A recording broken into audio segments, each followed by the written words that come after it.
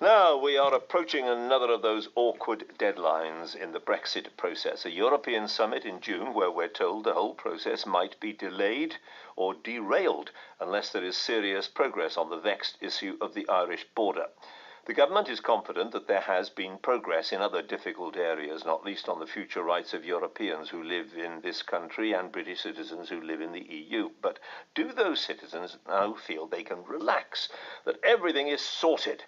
Well, one of the largest British expat communities lives on the Costa del Sol in Spain, of course, where 300,000 or so are legally registered. Perhaps 2 or 3 times that number are living without the proper paperwork.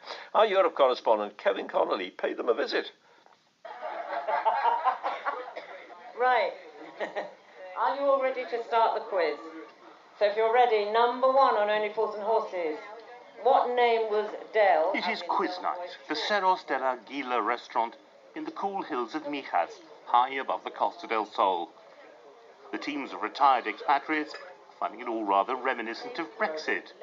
More questions than answers, and an unnerving sense of working against the clock. Number 3, who in real life is the famous actress daughter of Trigger, who... Our host is Anne Hernandez, a lecturer who runs a pressure group called Brexpats.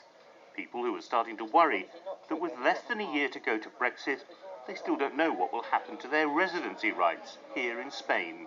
They're becoming quite angry. They're also very frightened. The pensioners are concerned, I would have to say. I mean, when we first started this, I was getting telephone calls saying, so what are we going to do, Anne? They're going to kick us out. And obviously you have to be on, I don't know if you understand the padron, which is like the electoral register, let's say, of the council, to entitle you to all sorts of legal things here. You need it if you're going to put a driving licence in your name, a car in your name, buy a property, go to the doctors.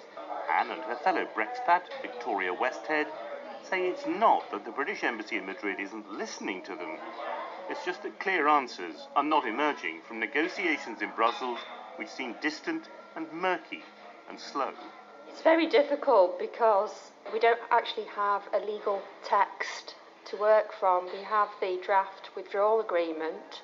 I think there will be some degree after we leave the European Union of bilateral agreements as well to mop up the areas that are not covered by the withdrawal agreements as well. Are you being approached by lots of people who've been so busy plumbing and plastering for the last 30 years that they've forgotten to pay any tax or register with the Spanish authorities through a wholly understandable oversight?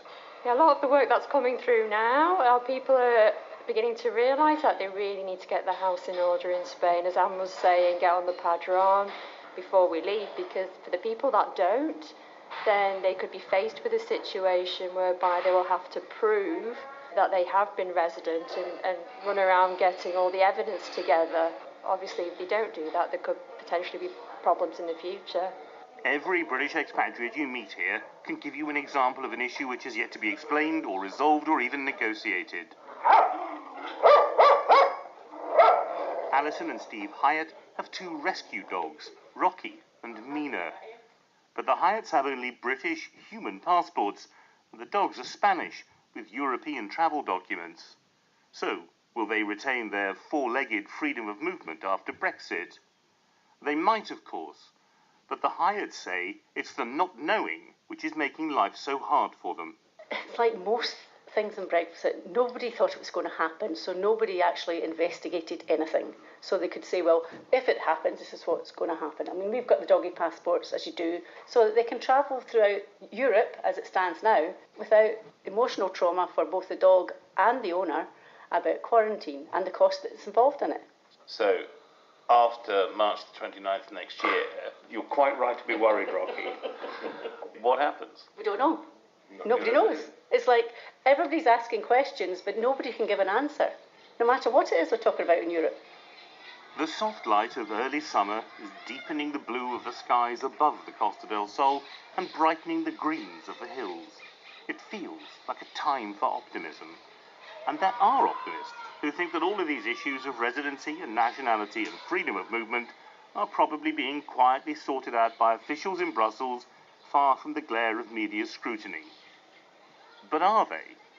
A question for Simon Manley, British ambassador to Spain, our man in Madrid.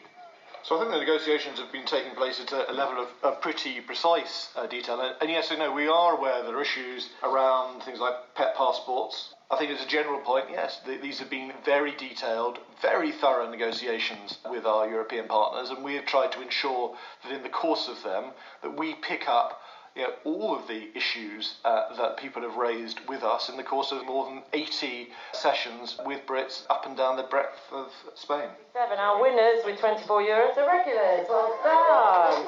Thank you so much. Thank you very much. See you all again next week. When the quiz night finally ended, everyone was happy. Those of us who won, perhaps, a bit more than those of us who didn't. But the essential point was simple. For every question here, there was an answer. For now, at least, it seems the same cannot be said of Brexit. Kevin Connolly reporting there. The time is 12.